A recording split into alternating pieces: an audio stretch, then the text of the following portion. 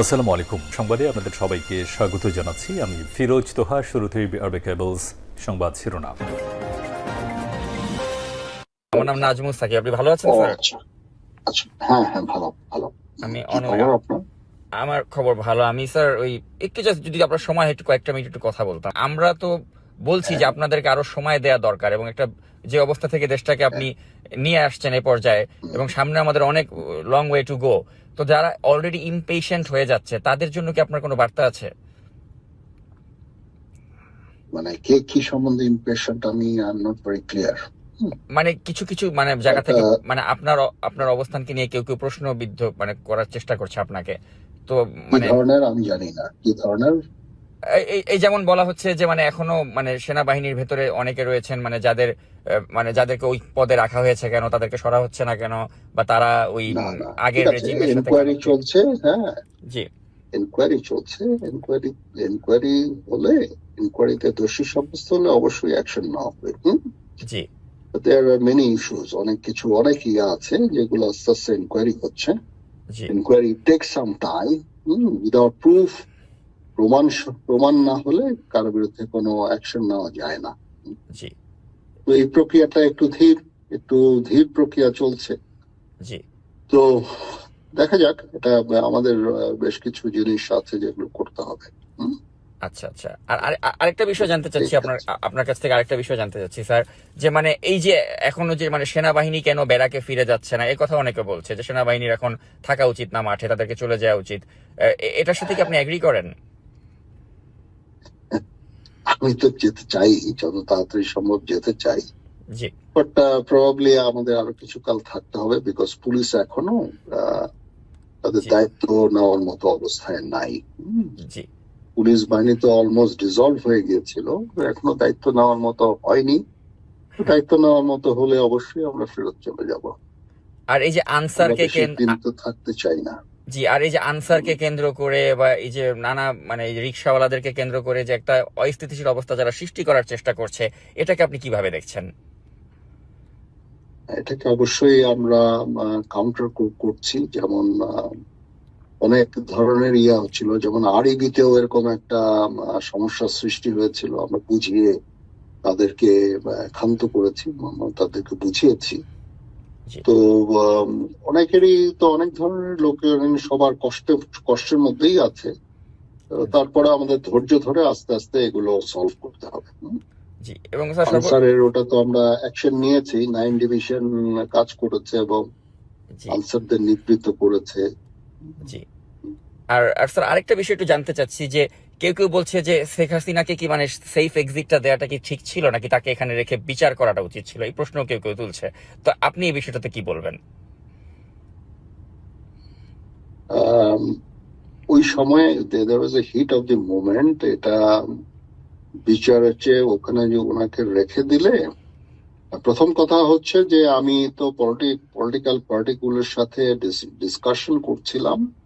তখন আমাকে সামবডি সে যে উনি তো চলে যাচ্ছে, উনি is on the runway, he has taken off. জি তো এটা আমি জানতাম না যে that she is leaving the country. But তারপরেও আমি মনে করি যে আহ, থাকলে তখন ওনার লাইফ রিস্ক হতে পারতো কত লোকজন ওনার জি প্রতি। জি তো এই ইস্যুস গুলো আছে এখন। ডেফিনেটলি কেউ চাবে না যে একজনের এক্সট্রা জুডিশিয়াল কিলিং হোক বা সামনে এগুলো হোক। এটা তো ডেফিনেটলি কাম্য না। জি পরিস্থিতি অত্যন্ত ভোলাটাইল ছিল।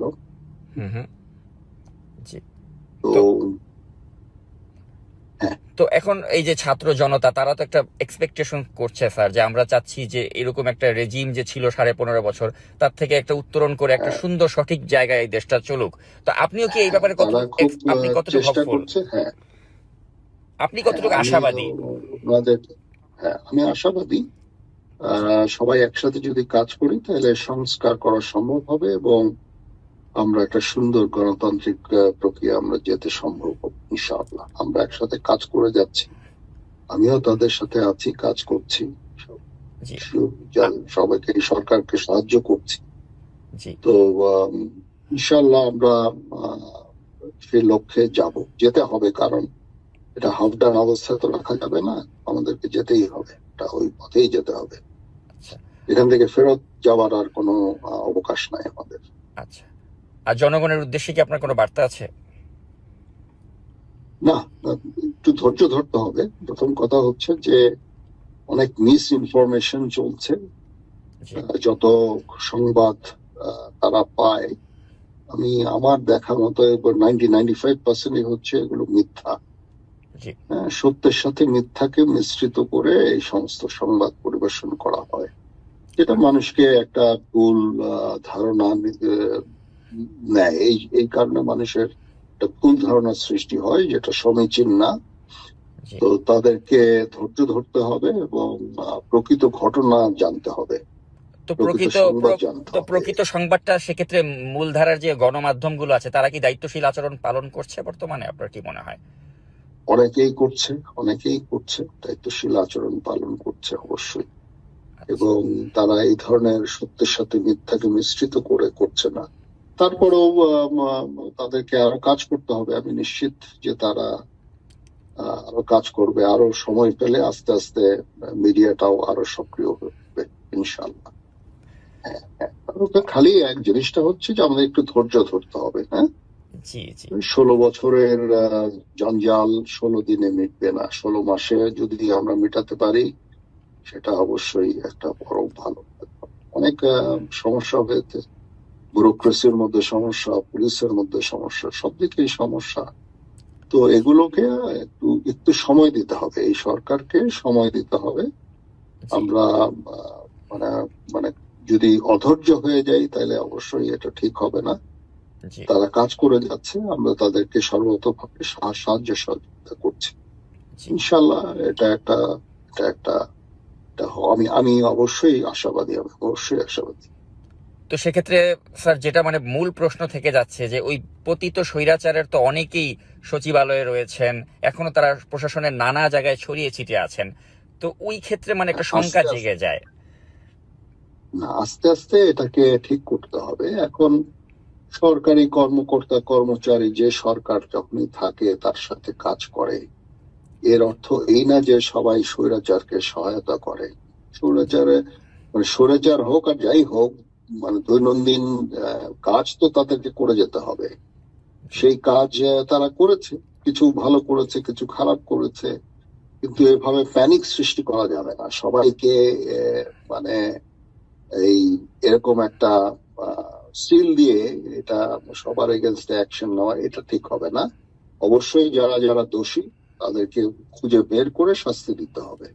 প্যানিক সৃষ্টি করলে এই অ্যাডমিনিস্ট্রেশনও কাজ করবে না, কেউ কাজ করবে না, সবাই ভয়ে ভীত। যেমন এখন পুলিশের মধ্যে একটা বিশাল ট্রমা, এখন এই ট্রমা যদি বিরাজ করে, এই ট্রমা থেকে বের করে আনতে হবে, নাহলে তারা সাবলীল ভাবে কাজ করবে না, কাজ করতে পারবে না।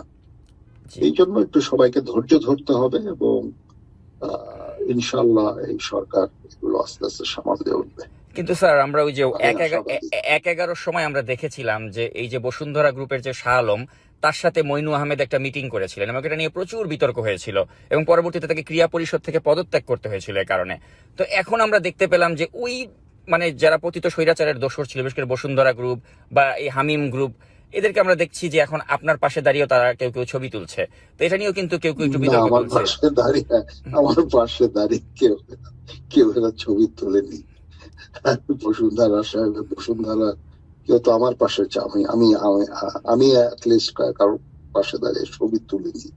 আর এই যে বসুন্ধরার বিষয়ে কিন্তু অনেকে জানতে চাচ্ছে যে তারা যে এই সরকারের একটা পতিত স্বৈরাচারের দোসর ছিল এবং তাদের সন্তান আপনি জানেন যে মুনিয়া হত্যা এবং ধর্ষণের সাথে অভিযোগে অভিযুক্ত।